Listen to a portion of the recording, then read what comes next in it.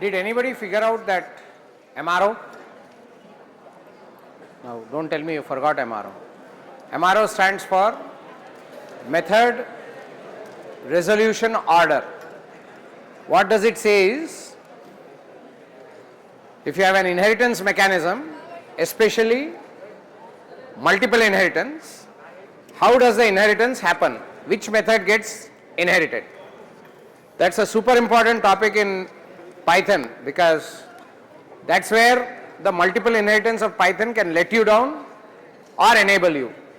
Okay. So we have looked at Python classes, the double under. We have looked at inheritance in the last class. There are one or two more small things left in inheritance which I will cover as I go. Today what we will do is, now this is a question to you actually. Have you started or covered exceptions in C++? No, not yet. Okay.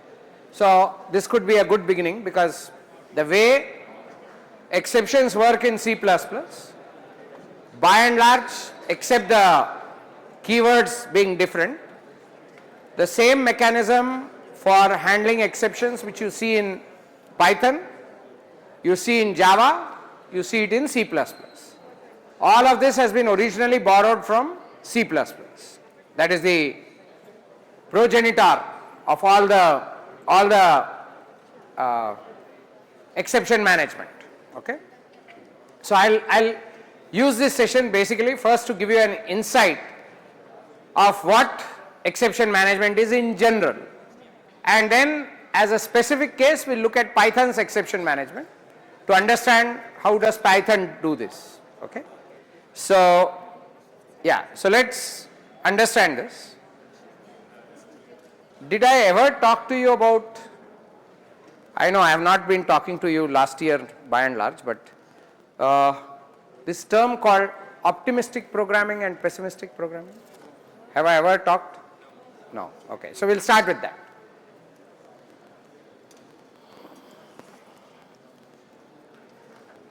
Yeah, you will have to listen carefully. It's not difficult, but important.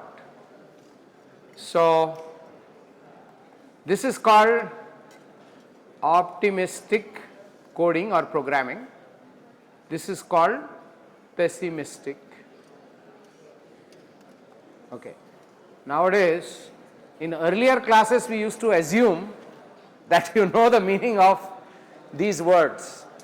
I have realized some of you don't know the meaning of these words at all. So let's start with that. Who is an optimist? हो जाएगा. I would like to say, he always takes a sunny day view of life, not a bad view of life, who is always hoping that something good will happen.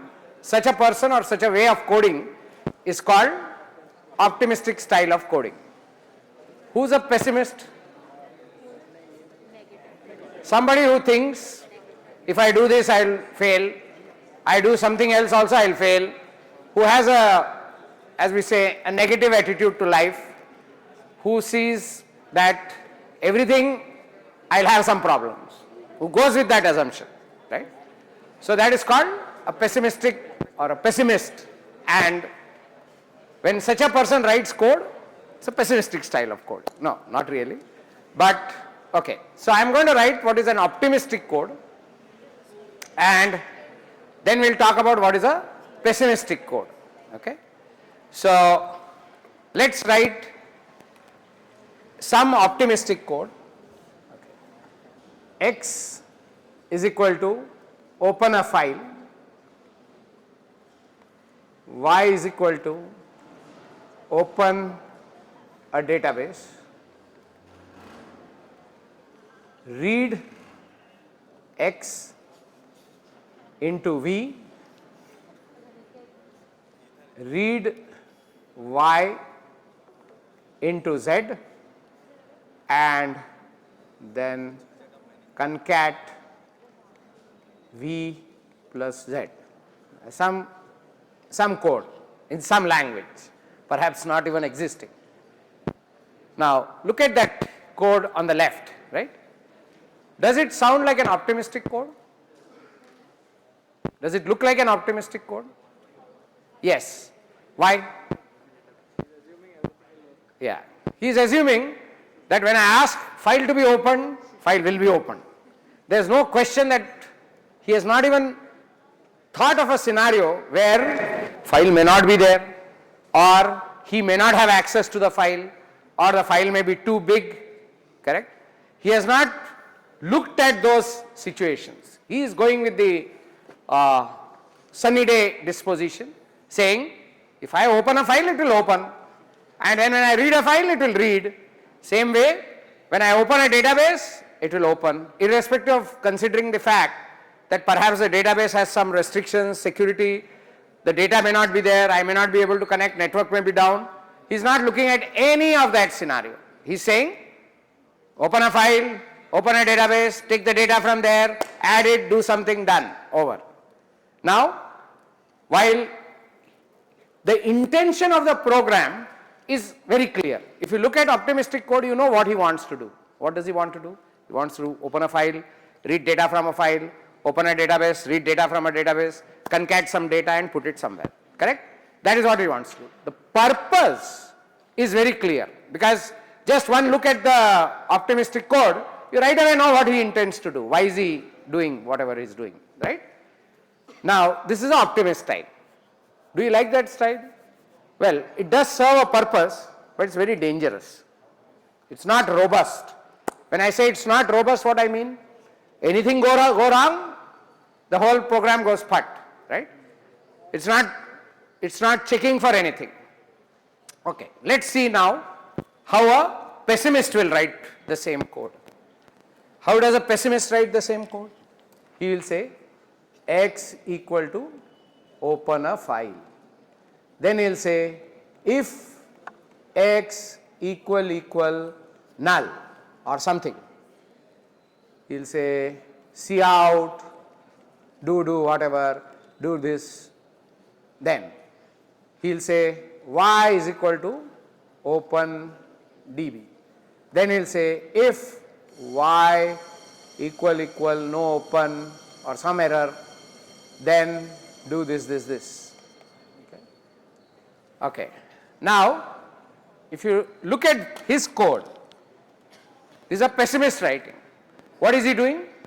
He is doing something for one line of actual code, which is opening a file. Do you know what he is doing?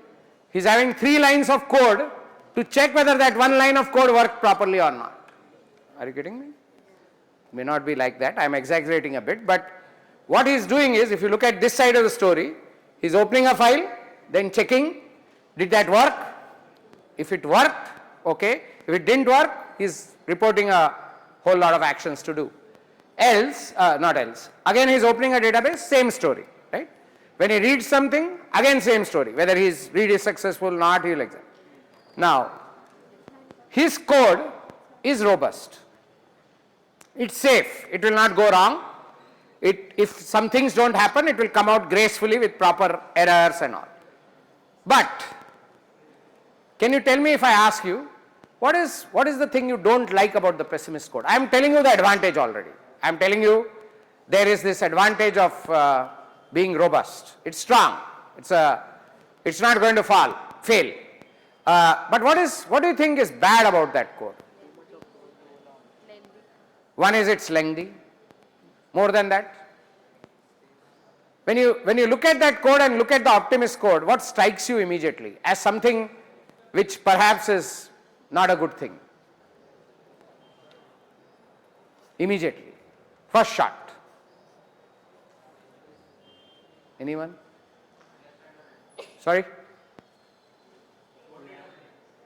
No, I didn't get you.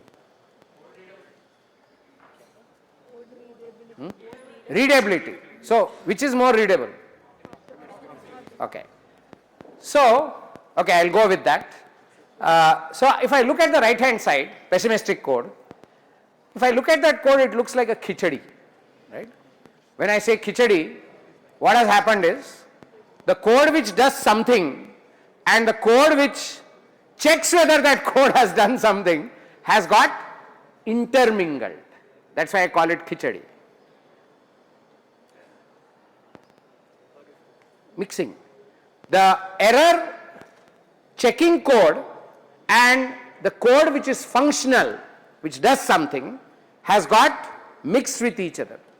So much so that anybody who looks at right side of the code, right side story, he is not clear, as somebody rightly said, readability of the program is compromised. That means I am not able to figure out what really is happening here.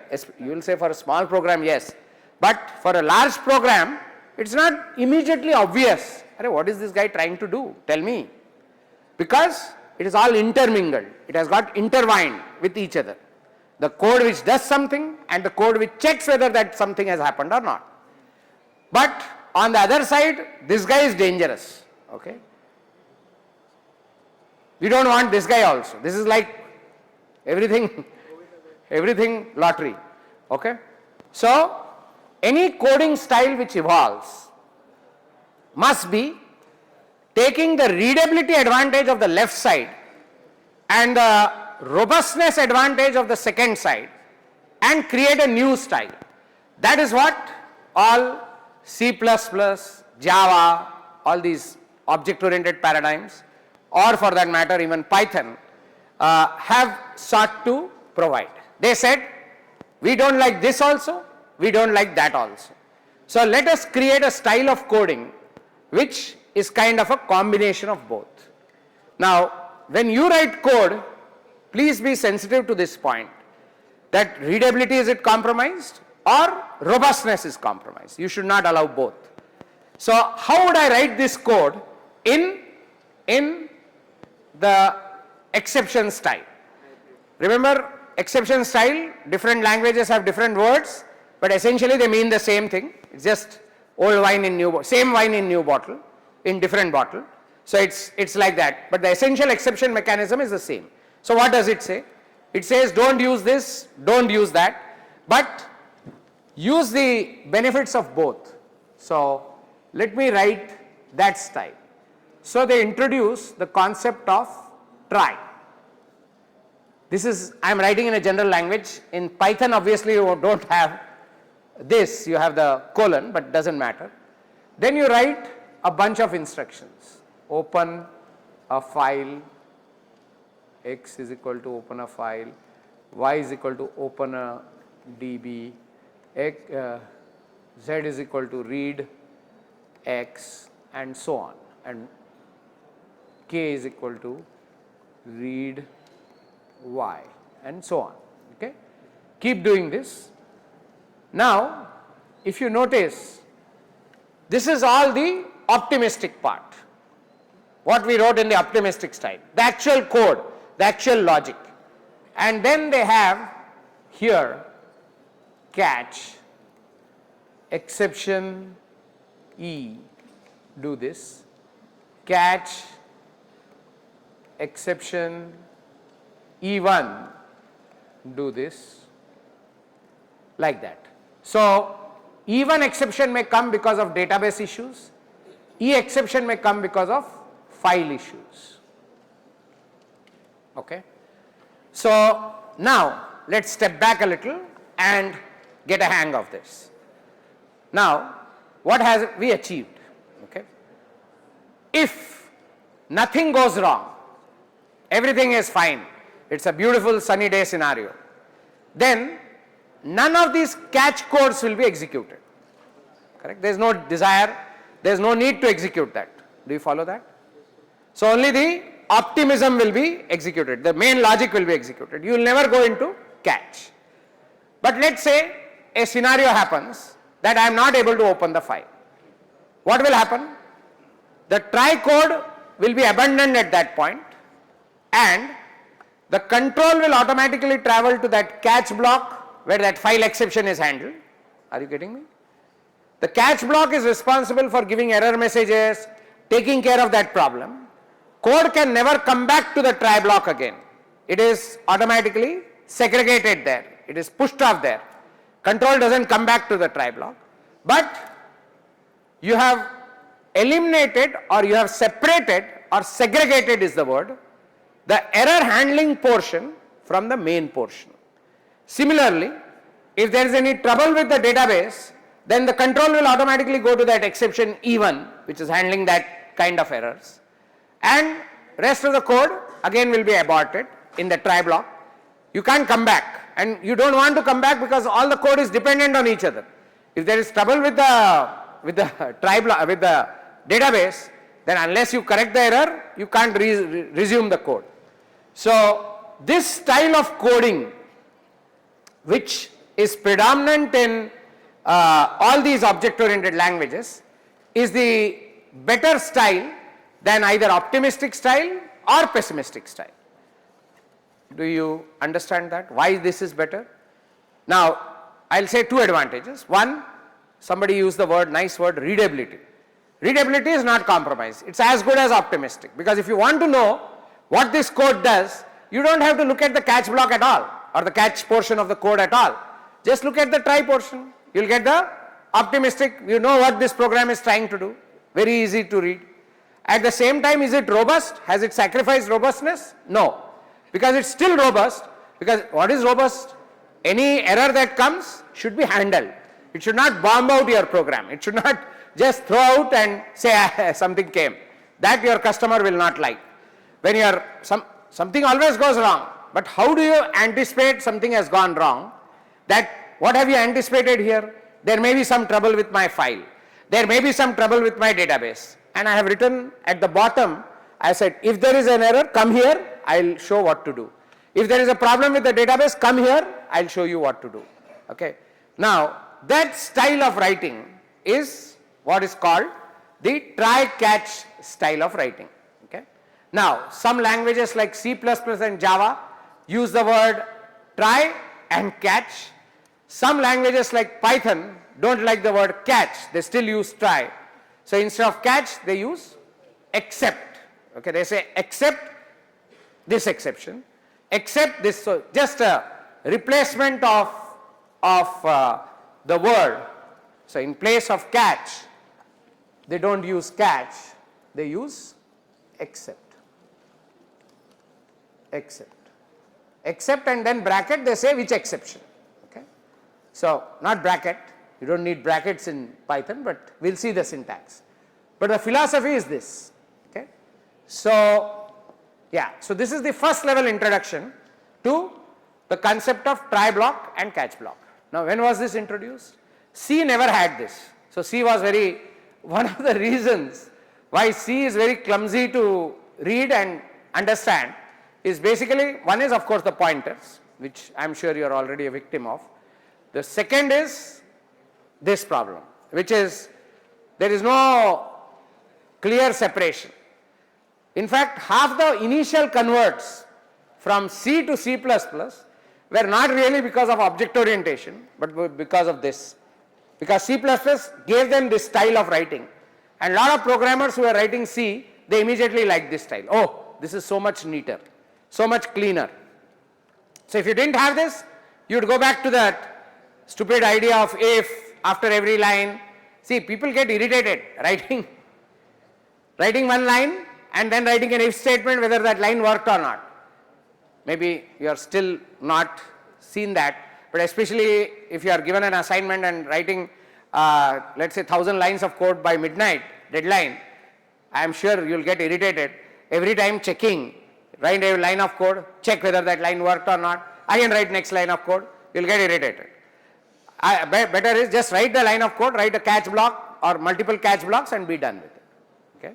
So that's one thing which immediately converted, this was in 89 I am talking about, converted a lot of C people immediately to C++. Of course, the idea of object orientation, reusability were all nice ideas, but this was a very big catch. So it's a very nice style. Now the style I have shown you got extended both with Java and Python to something more, which we'll see in a moment. They added something more other than the basic try catch block mechanism. So we'll see what else did they add once we see some code. So are we clear so far? Yes, no? Are you sold on try catch? as a better style of coding than either the optimistic or the pessimistic. Okay. So all languages, C++ and Java and Python have this. Now what we'll do is, we'll look at specific code fragments of Python, how Python implements try catch. As I already told you, they don't use the word catch and they use the word except, but there are some more, quite a few more differences. We'll talk about it. Okay. So can we go, we can take Geek for Geeks. We'll take Geek for Geeks for time being, because I will need 2 sessions to discuss this. Today we'll just start and look at some sample code, then we'll write code, because you have to understand this intimately. Yeah. Okay, so let's go and look at code. He's showing you how the, okay. Okay, so I think he'll transform this into exceptions, is it? Next, look at that. Okay, so yeah, let's start with something very simple. Okay. Yeah, look at this code. Now, if you run this code, marks is equal to some 10,000, A is equal to marks by 0. Now, you may not put 0 there, but you may use some variable, and that variable may have a value 0. Okay, so it may happen another way. Now, if you write this code, that is better to write. Yeah, this is what normally the error will come sometimes. Now, this code should not have been run or should not have been written like this, because whenever you divide something, you are risking an exception, which is called a divide by 0 exception, because your CPU, or rather your ALU within your CPU, has a lot of difficulty dividing by 0. It can't divide by 0, right? So you should have checked it and done. So let's run this code and see. Yeah, you are getting an error there. So the error, now here you have to understand something. When you run this, you get some message. Forget that file. Focus on the last line. Okay, focus on the last line and try and understand that line. There are 2 parts on that line. What is the first part? That is the name of the exception.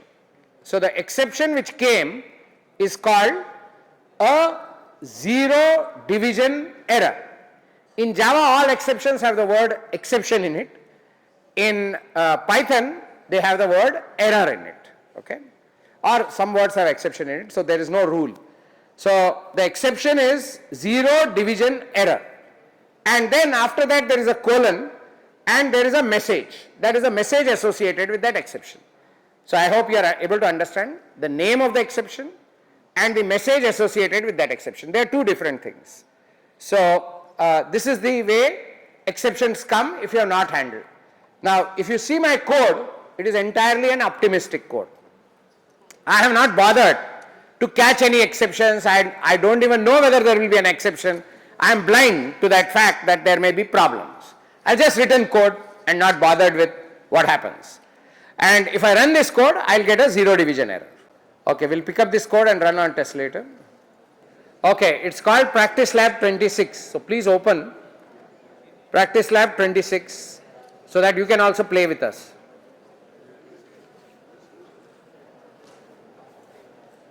Practice Lab 26.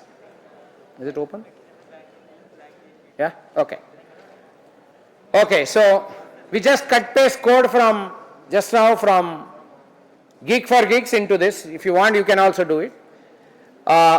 We'll change the code as we go. We are just running it and you see what you get. Okay, as expected. Yeah, as expected you will get whatever there is, 0 division error and division by 0. This is an exception, okay, which we have not handled. We have written optimistic code, okay. So this is the error, division by 0, okay. Let's move on and try and see how we should actually write code. Let's go for Geeks again. Yeah, so this is the way the code comes, this is the error which comes. Okay, now what is the style of writing? Okay, so one very simple style of writing which we can adopt in that program also, and then we can, okay, first let's do it for that, okay, our program. So we will say now, above line 4, line 2, we'll put a try block, okay, and all this code will get into the try block. So we'll indent it a bit.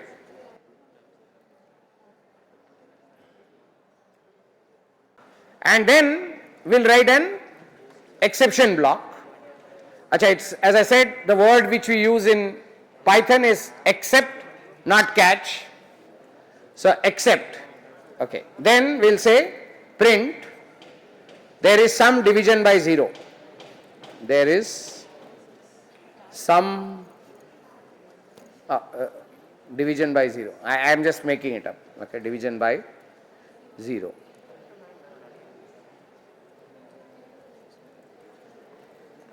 Yeah. So let's run it now and see what happens. So wait, can we see the code again? Yeah. Did you notice what change we did to the code? No, yes. We had some code earlier, we modified it, we now have a try colon, that's called the try block, and we have an exception block. Can you see the code getting segregated? So the try block has the actual code, the except block has the error handling. If the division doesn't happen by 0, then the except block will never be entered. Okay, we'll try that also. So if we run it now where val is actually 0, see what you get. Okay, so the message that you will get. Now all the standard error messages have gone from Python because we handled the exception. Okay, now we have handled the exception and the message that is coming is from us, whatever message we want to give, not Python's message, remember, our message. Now this is itself important because if you allow Python to give messages and they go to the customer will say, what is going on? Whereas if we catch an exception and we give an error message, that will make more sense to the customer because the message will be more user friendly in what has gone wrong. So you will say there is some division by 0 and all that. Otherwise the error will be 0 division error something. Okay, here the language was not that bad, but it's okay. Achha. Now did you understand which exception did we handle? We handled 0 division error. The name of the exception we handled is 0 division error.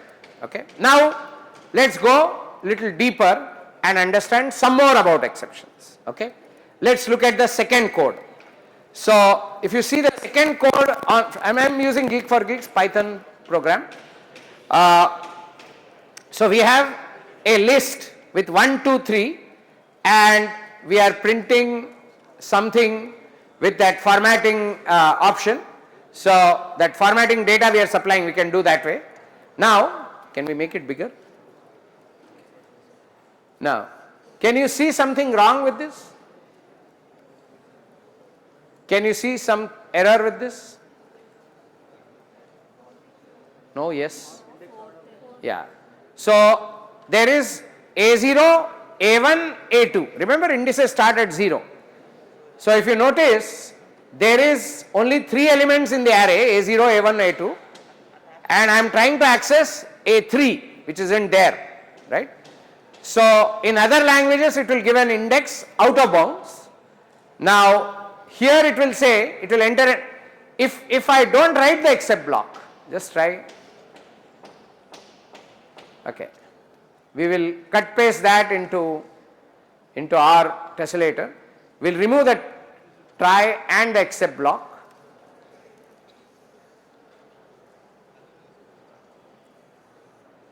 and now see what happens. Okay, yeah, good, run it. Yeah, so you got an error, list index out of range. Now it's obvious why you got that error, because your list index was actually out of range when you said A3.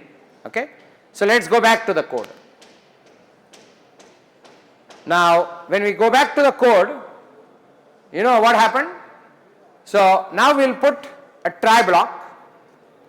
We will still have the error, but we will put it in the except block. Okay. So now you have an except block and you have a try block. Now what will happen? See, what will happen now is A1 will be printed as 2. That was happening earlier also. And now on line 7 there will be an exception, but it will not bomb out. It will come out gracefully because I know how to handle that exception. That is, print an error occurred, I will have that exception. So now when I run it, you know what will happen. My program is not just going to bomb out. Yeah, it is printing second element which is correct, and after that it is saying an error occurred. You know why that is happening? Because exception came. What exception came? Index out of bounds. Exception came. It came to our exception block where I handled the exception by giving a message. An error has occurred or something. Okay. Now we come to the very important part. Okay. Now please listen carefully. I am going to write a piece of code. Okay. Yeah. Now please listen carefully. You will understand why I am doing what I am doing. Okay. Let me turn to a new page. So I am writing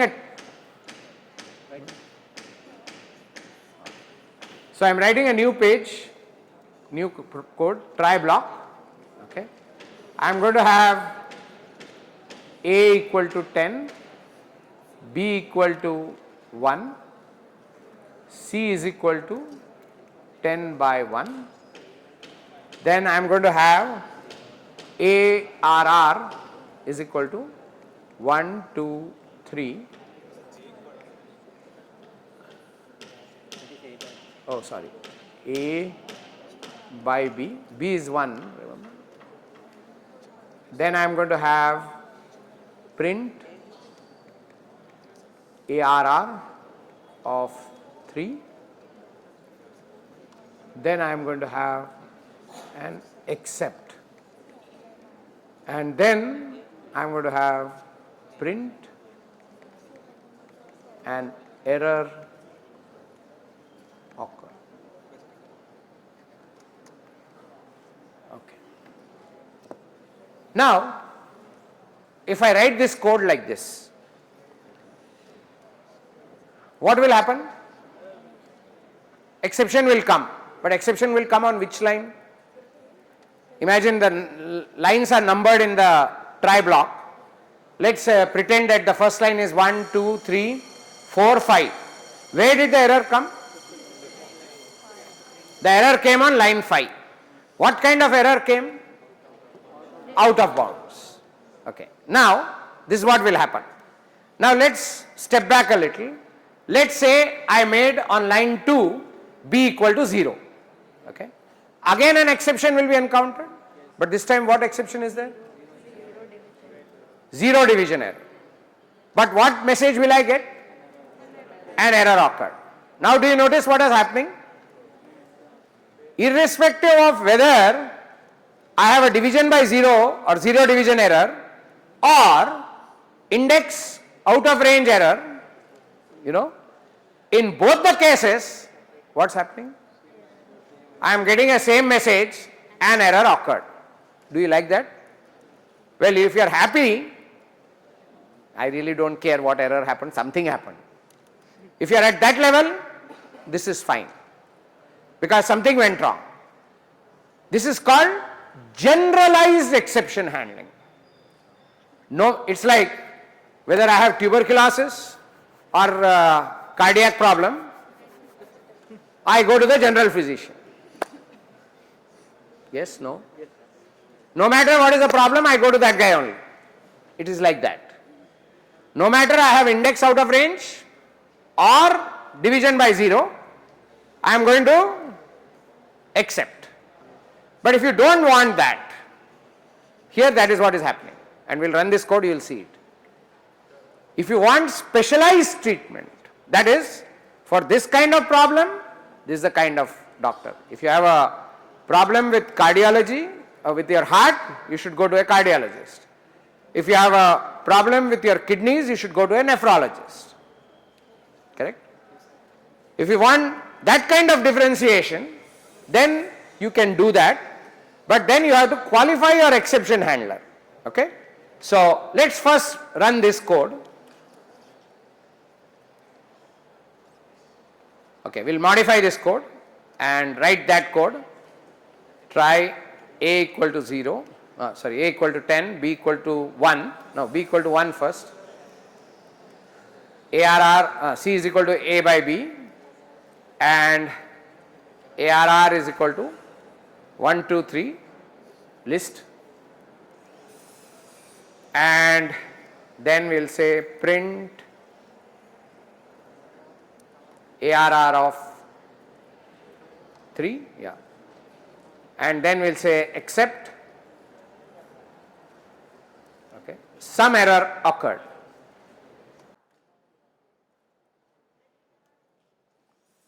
Okay.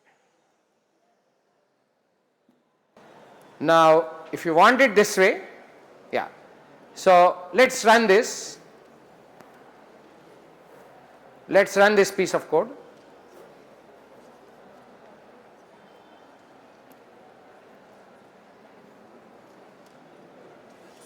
Yeah.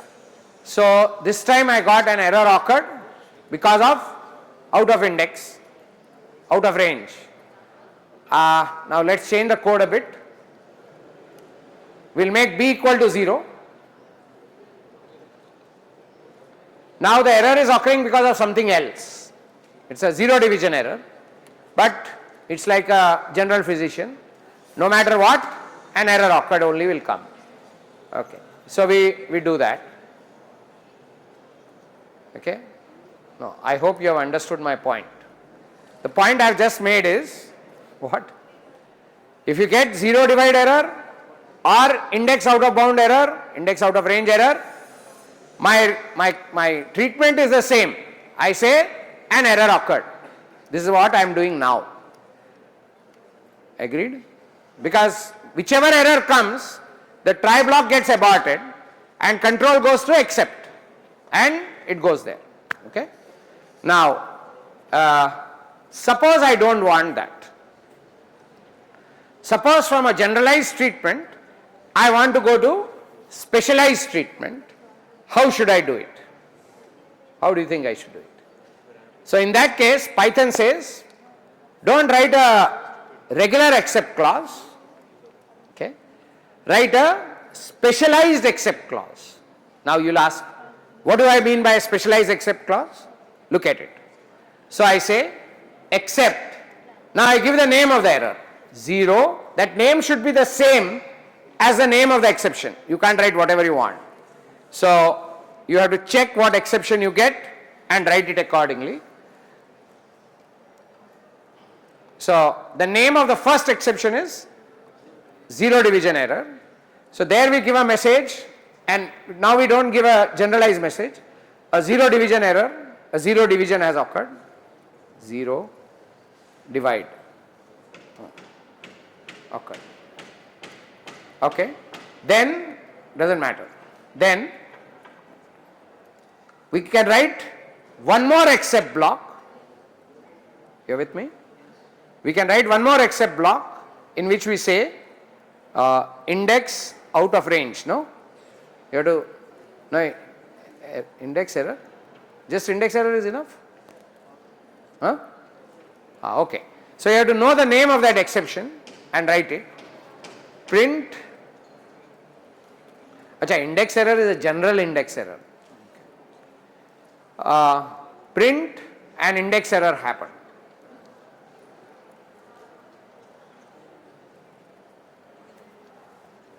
Okay. Now, in the way the code stands, which exception will occur first? Whatever the first one occurs, it will anyway kick out from the try block and go to the except. So, but there is possibility of more than one exception. So, now if you see the code, now do you understand the difference between generalized and specialized? In specialized, what do? Along with the except clause, we mention that this except code has to run only when that kind of exception occurs, not any kind. So only when there is zero division error, then zero divide occurred, except that code will, that statement will come.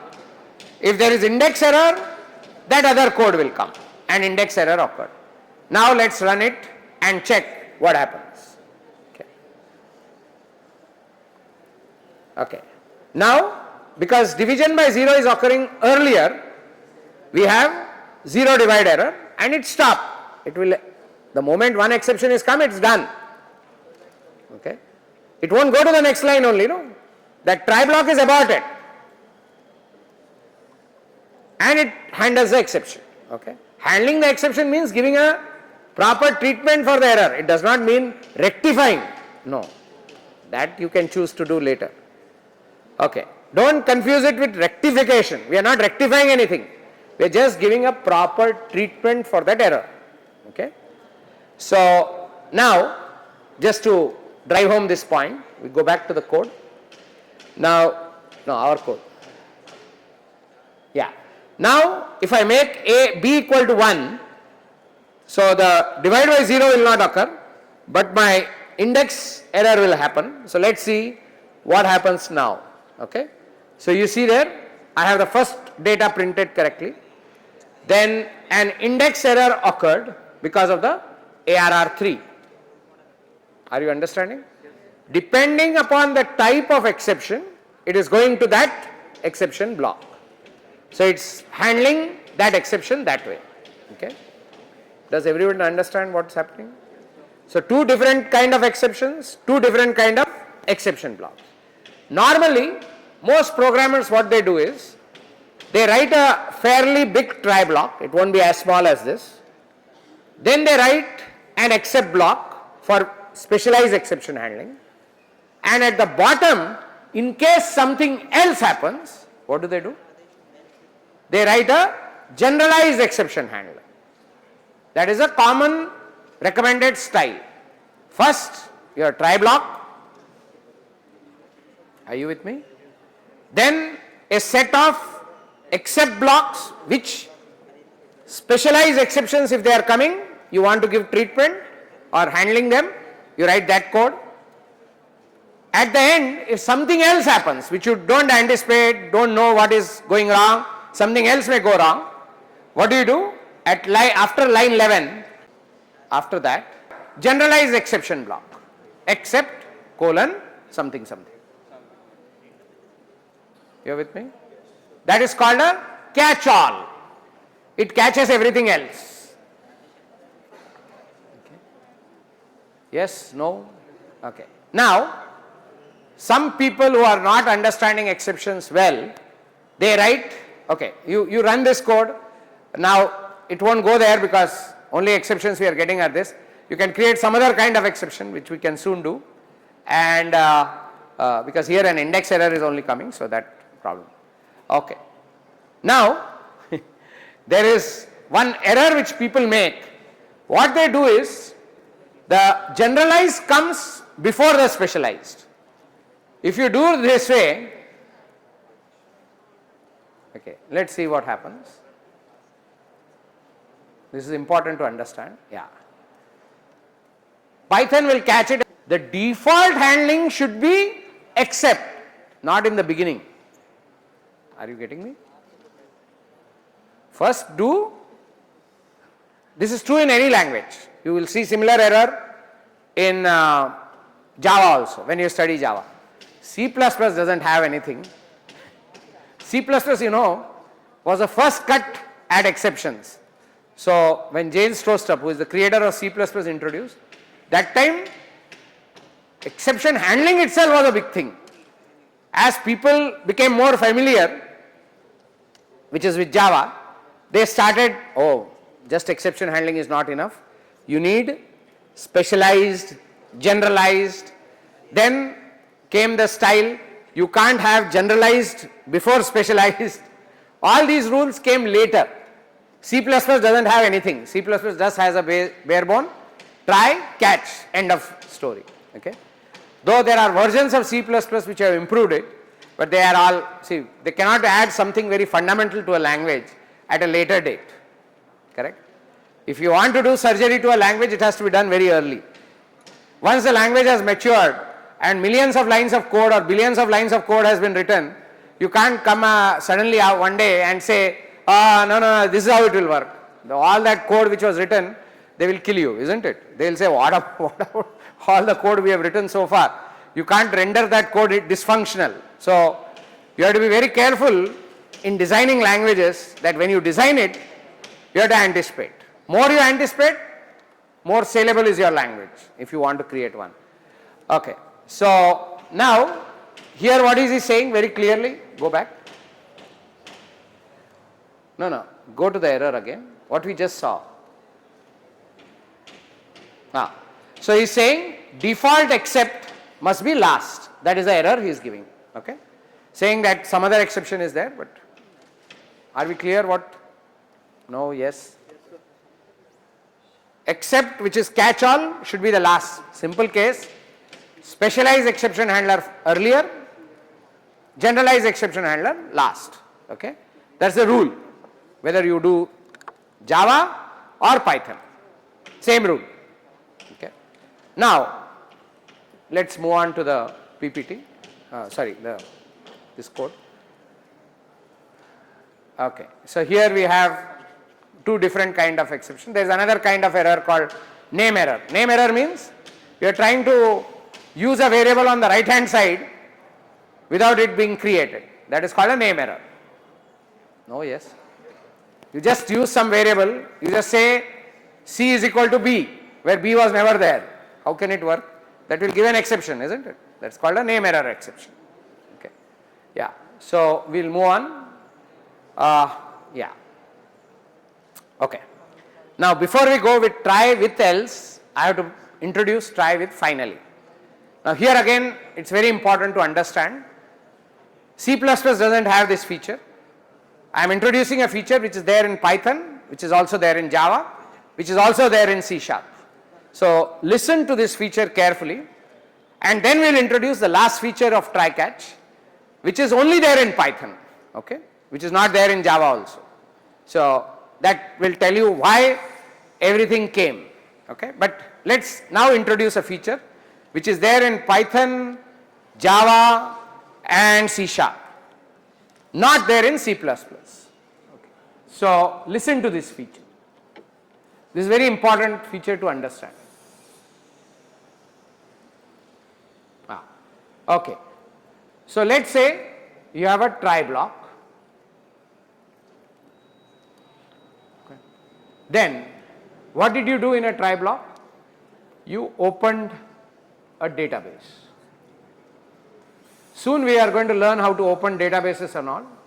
So DB is equal to open a database. Then you have a code read db.data or something. Now I am not going to go into this code, but let us say you have a bunch of instructions which depend on the database. Then you have except, there are possibilities of exceptions, except type 1. I am just making up this, okay. Then there is some code here, except type 2, there is code here, except type 3, and then there is some code here, okay. Now let us see how smart you are. Okay. Just look at this code, okay. When you look at this code, okay, just look at it. There is nothing much. Open a database, do something with the database, and possibility of 3 different kinds of exceptions. Yes? When you just look at this code from a classic computer science type of eye, what strikes you? Something is very wrong about this code. That one thing, can you put your finger on it? That is something which is not happening, which should have happened and which is not happening. If I ask you to put your finger on that, what will you say? Something, no, default, forget it. Okay, let me add a default also. Okay, just not added. Something is strikingly ugly or bad about this code. Can you tell me what? There are many exceptions, so nothing wrong about it. Something very troublesome.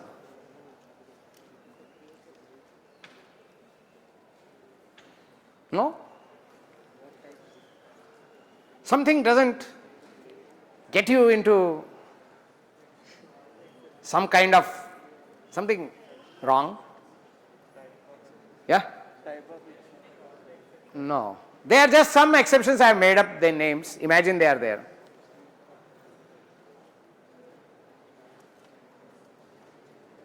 No? No. You need to think. You cannot be. I'll wait. There will always be somebody among you who is smart. Something stinks about the way it has been written. Something is not right.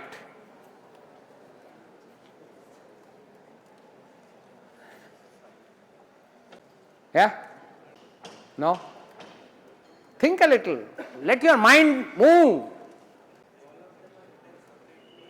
Okay, No, style don't bother. Okay, I'll help you out by giving you an analogy. It is like something like malloc.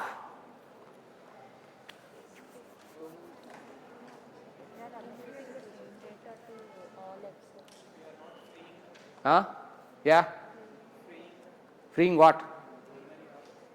Okay. I think maybe I am. See, when you see this kind of code, what should strike you? I am opening a database. I am working with the database. I am not closing the database in the try block. I am not bothering to do that. I am not bothering to close the database in any of the except blocks. Can you see that? No, yes. I have not closed the data. That means opening a database is my father's property, right? Believe me, that's a sin. This kind of irresponsible coding, even with exception handling, makes your code useless, not professional. Because moment you open a database, the moment you malloc or say new, you must say delete. You should give up what you have got. Either you should give up, and you should be able to give up in every scenario. So, in this kind of code, if I just put, now come and think, think a little. Suppose I say close DB here. If I say this, have I made things fine? Have I made things fine? Yes? Am I done? No. A big no. Why? Suppose you finish it properly, yes, you are closing the database connection. But if some code in between that open and that close, which is something in the try block, malfunctions, where will control go? Control will go to the one of the except blocks, depending on what kind of exception came. All of you agree? Control will travel to one of the except blocks. So what will happen in that scenario? No close. Because I have put a close where? In the try block. That means as long as I am in a sunny day scenario, my database connection will go. But the moment I am not in a sunny day scenario, moment I have an exception, control will automatically flow to the except block. It will never come back. We discussed that. So I will have a bleed on my database connection, right? I will have a leak on a database connection. Agreed? And that I cannot have, because sooner or later that is like a suicide of the program, right? It's going to die. It is going to create n number of problems, right? So, oh, I realize that. And imagine I am in C++. So what will I do? Oh, I will say close db here, close db here, close db here. Now, if I do this, this will work. But doesn't this also stink? Why does it stink? That means if I have one try block and let's say 10 exceptions, I'll have to put close db where? At 11 places. Once in the try block and once in each of the exception block. Yes, no? Correct? Doesn't that stink? Now why does it stink? Is it ugly? See, these are common mistakes which come in the middle of the night. When you are in a hurry, because you have not cultivated good styles of programming and you are written like this, you forget. And then you realize, oh, at some stage the program is crashing because you have not handled it. Why that may happen? In one, suddenly you discover some new exception, you write the handler for that and forget to write the close. Yes? It may be for many resources sometimes, yes? That is called cleanup code. Closing a database connection is called cleanup code. Remember, there may be many things happening, okay?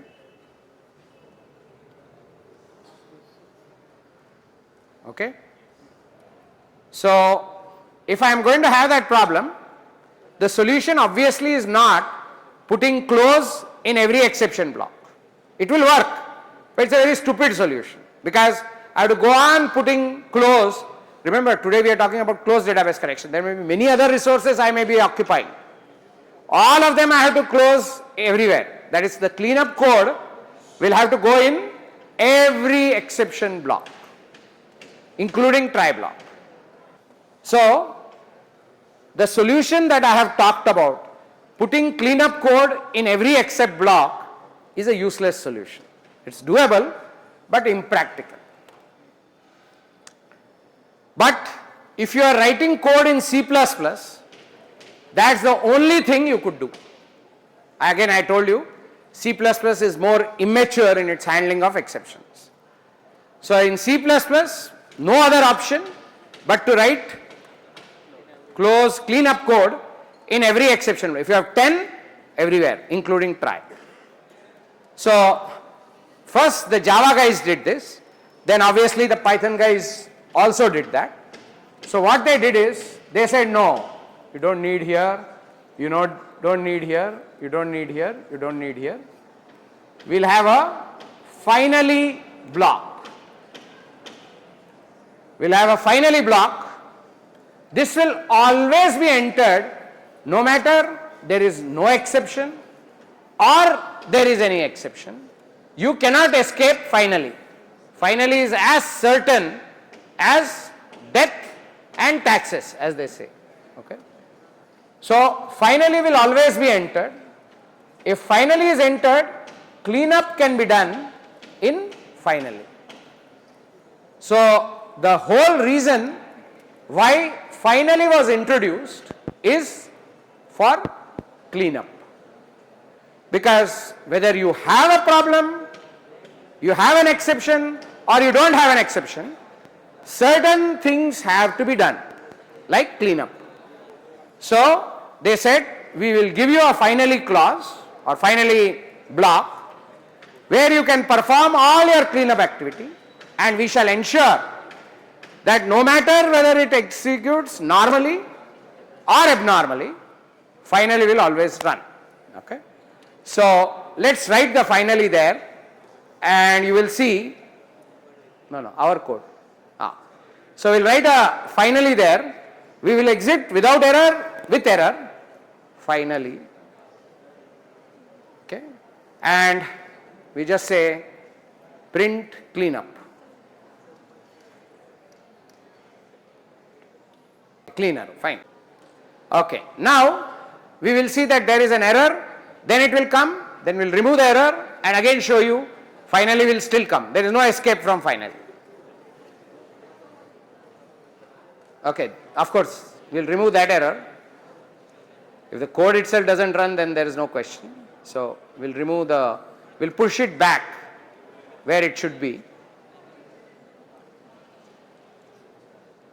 Yeah. So, okay, now you can see error came, therefore the message also came, error occurred, and finally also executed. Can you see that? The cleaner. Now we'll see that there is no error. Now we'll say A2 only. Okay. And so there is no problem. Okay. Data came as expected. Still cleaner came, meaning finally came. Did you understand anything? Okay.